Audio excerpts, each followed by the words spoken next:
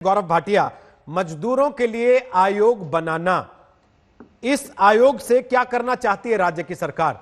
उनके अधिकारों को सुरक्षित करना चाहती है या फिर उनके लिए सीमाएं सील कर देना चाहती है कि और राज्य कोई ले ही नहीं उनको? रोहित जी, पहले तो आपके सभी दर्शकों को और भारत देशवासियों को ईद की बहुत बहुत शुभकामनाएं। और मैं कहूंगा कि इस संकट की घड़ी में जिस तरह से नरेंद्र मोदी जी ने आह्वान किया, तो कहीं ना कहीं योगी आदित्यनाथ जी ने एक बहुत ही मजबूत मुख्यमंत्री, जो कि अपने मजदूरों का, जो उत्तर प्रदेश से हैं, किस तरह से ध्यान रखता है, ये उदाहरण पेश किया है बाकी प्रदेशों के लिए। और आपकी रिपोर्ट खुद दिखा रही है रोहित जी कि सबसे ज्यादा श्रमिक ट्रेन अगर चलाई गई किसी प्रदेश की गुजारिश करने पे, तो वो उत्तर प्रदेश से 1321 18 लाख मजदूरों को वापस लाया गया उत्तर प्रदेश ट्रेनों के द्वारा और 2.5 लाख बसेस के द्वारा। इसके अलावा उनको केवल वापस नहीं लाया गया रोहित जी, उनको रोजगार के अवसर मिले, ये भी सुनिश्चित किया जा रहा है और उनकी आर्थिक मदद की जा रही है। देखिए, बोर्ड इसलिए आवश्यक हो जाता है कि ये एक अच्छी पहल है। प्रदेशों को ये नहीं पता होता है कि कितने लोग जो उत्तर प्रदेश में रहते हैं बाहर कार्य कर रहे हैं और उनको कैसे रोजगार के अवसर हम प्रदेश में ही पैदा करके दें। और इसीलिए इस बोर्ड की एक अहम भूमिका होगी। और आगे चल के ये तो श्रमिकों पे है, वो अगर बाहर जाके कार्य करना चाहे तो अच्छी बात है, लेकिन उत्तर प्रदेश में ये नीति लाई जा रही है कि रोजगार के अवसर पैदा हो, एक बोर्ड हो जहां पंजीकरण हो, जहां पता रहे कि ये हमारी मजदूरों की संख्या है और उसी के आधार पे उनका पूरा सदुपयोग करते हुए उनको रोजगार के अवसर दिए जाए। गौरव भाटिया, मजदूरों की संख्या को गिनने के और भी तरीके होते हैं। इसमें आपने शर्त लगाई है कि कोई राज्य जहां पर अगर मजदूर काम करना चाहता है तो वो राज्य आपके राज्य को बताएगा, तब आप उसको मजदूर देंगे, तब वो जाकर वहां पर काम कर पाएगा।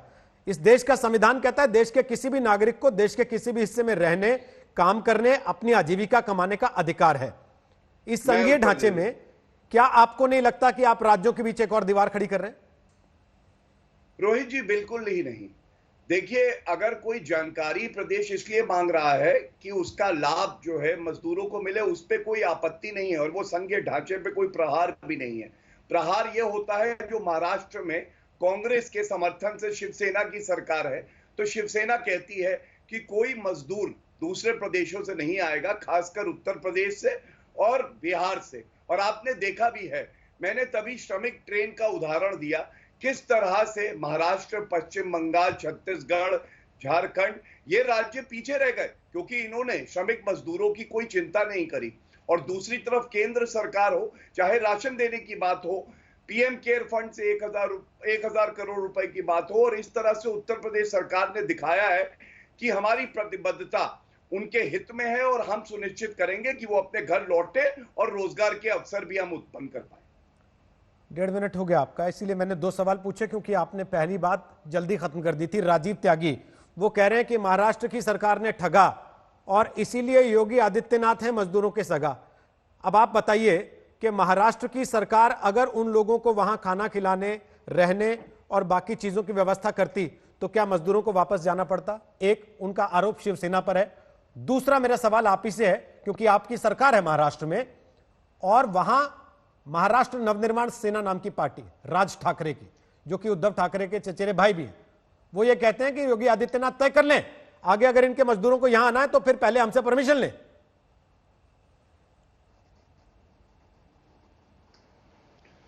देखिए, आपकी दोनों बातों का जवाब देता हूं और बहुत स्पष्ट रूप से 2 चीजें इसमें कहना चाहूंगा रोहित जी। पहली बात तो बहुत स्पष्ट है कि उत्तर प्रदेश और बिहार में जिस तरह से मजदूर भाई हैं और सबसे बड़ी संख्या पूरे देश में उत्तर प्रदेश से मजदूरों की आती है, तो मैं सरकार से सवाल पूछना चाहता हूं कि आपने विगत 2017 से लेकर अभी तक कितने प्रयास किए रोजगार देने के?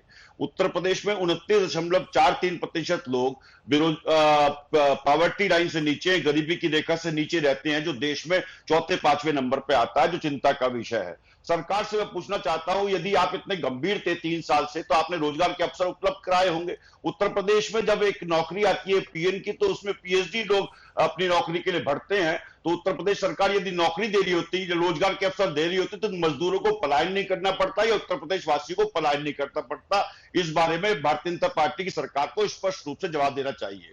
दूसरी बात बहुत स्पष्ट है यहां पर रोहित जी, कि एक संघीय ढांचे में जिस तरह की बातें उठ रही हैं कि हम अपने मजदूरों को परमिशन नहीं देंगे, दूसरे राज्य से जो प्रश्न उठ रहा है कि हम पहले परमिशन देने का काम करेंगे, लेने का काम करेंगे, तो मैं बहुत स्पष्ट कर दूं, संघीय ढांचे के विरुद्ध है ये सब चीजें। और संघीय ढांचे के जब विरुद्ध है तो निश्चित रूप से केंद्र सरकार को इसमें इंटरवीन करना चाहिए, इंटरवीन करके इस पर स्पष्ट गाइडलाइन देनी चाहिए, क्योंकि कोई भी व्यक्ति संविधान के हिसाब से कहीं भी रोजगार करने का, कहीं भी बसने का अधिकारी है, ये संविधान ने हमें अधिकार दिया है। तीसरी बात जो बहुत स्पष्ट कहना चाहता हूं, जिस तरह से बेरोजगारी बढ़ी है, अजीम प्रेमजी यूनिवर्सिटी के हिसाब से उत्तर प्रदेश से लेकर पूरे देश में 10 में से 6 मजदूरों की नौकरी चली गई है ग्रामीण क्षेत्र में, 10 में से 8 मजदूरों की नौकरी चली गई है आपके शहरी क्षेत्र में। और उत्तर प्रदेश में सबसे बुरा हाल इस बात का हुआ कि मनरेगा रजिस्टर में अपनी बात रजिस्टर कराने के लिए, अपने रोजगार के रजिस्टर कराने का काम उत्तर प्रदेश में शुरू हुआ है। क्या उत्तर प्रदेश की सरकार मनरेगा में इतने रोजगार उपलब्ध करा पाएगी? क्या उत्तर प्रदेश की सरकार उद्यमियों के साथ बात करके उनको रोजगार दिला पाएगी? आपको इस बात से आपत्ति है कि हर राज्य के पास अपने लोगों का एक डेटा हो कि कौन से लोग बाहर जाके काम कर रहे हैं, किस देश के किस किस हिस्से में काम कर रहे हैं? आपको इससे आपत्ति है क्या? बिल्कुल, मुझे इसमें कोई आपत्ति नहीं है, स्वागत योग्य है, इनको करना चाहिए, ये अच्छी बात है, करें, कोई दिक्कत नहीं है।